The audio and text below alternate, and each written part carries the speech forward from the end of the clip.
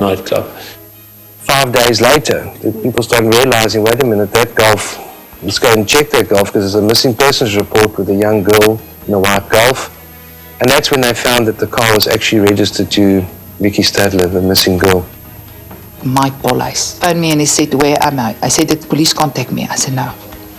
He said to me, get in your car and get back, because they found Victoria's car burned out. The police alerted my investigator, went to the scene.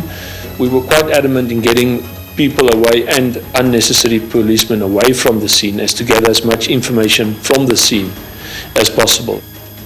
As I did get to the town, I was thinking, I'm going to stop now at the chemist, and I'm going to get something to eat, because for 5 days I didn't have any food in my body. And I think a little bit shaky, and I think, I'm going to insure or something by the. And a lovely lady did help me. And I said, you know what, they're going to tell me my child is dead.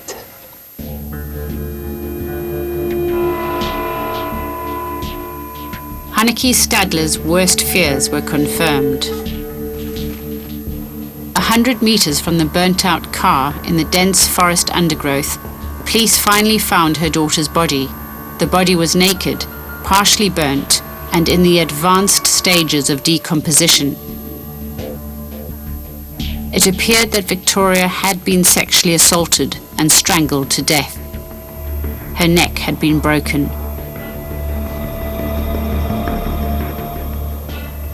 And I sit there and I think to myself, what the hell am I going to do with my life? Everything stopped here. I live for this child. She's gone.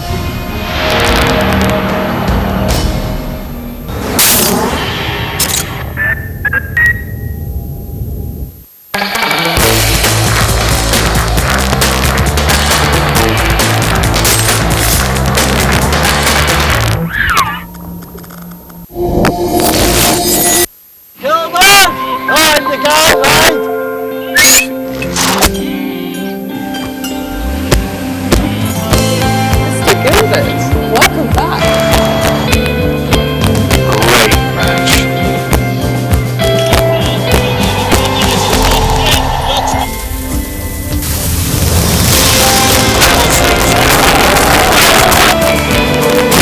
That's my boy. Emirates, bringing rugby home. To find love online, you first need to find the right dating site. I'm looking for someone committed, someone like-minded, someone I could imagine sharing a life with. And that's why Elite Singles is the site for me. EliteSingles.co.za, South Africa's professional online dating site. Want all the perks of PVR viewing, but don't have DSTV Premium?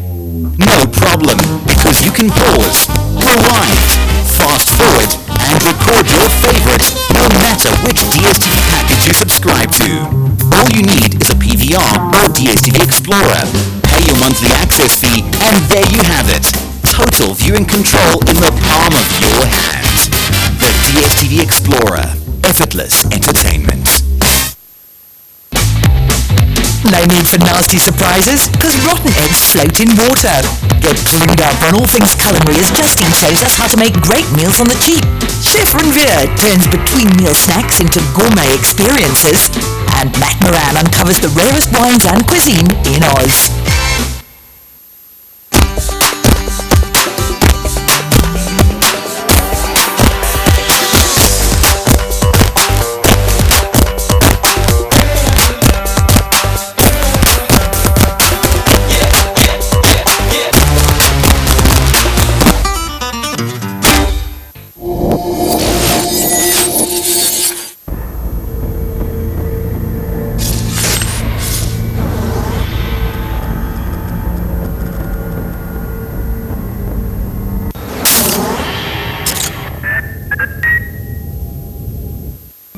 Andrew Stone is a veteran reporter on the local Daily Dispatch newspaper. The murder of the two young women intrigued him, as well as the dismal quality of the police investigation. There were reports that police had, not conducted themselves properly at the crime scenes, especially of Jessica Wheeler. I think they probably took the Victoria Stadler murder a lot more serious. It was the second girl that was found. But Jessica Wheeler, there's definitely questions around the way they handled the crime scene. Andrew Stone was also struck by the similarities between the two killings. What stood out for me was that nothing was taken from the crime scenes, neither Jessica Wheeler or Victoria Stadler. Victoria Stadler, the police docket still showed that her jewellery was there, I think her cell phone was found, the car radio was still there. To me, if it had been a theft kind of case, then those would have been taken. Hanneke Stadler's PI was quick to reach a conclusion that set the town on edge. Both of them were strangled. Both of them were in a similar position, killed within a month of each other. That gave us a clear indication of a serial killer and that it will happen again and actually can happen quite soon or every month. Yeah, we had this media frenzy around the case at the time. So there were concerns that there was a serial killer on the loose. There was a lot of media coverage on this case. There were people claiming on national TV that there was a serial killer in Knysna. I felt that the people who had made those comments on national TV weren't qualified to make those statements and to create fear in the community of a serial killer. Pressure was building up in the community and extraordinary measures were now taken to get to the bottom of the two murders. A state prosecutor from Cape Town was sent down to work on the case.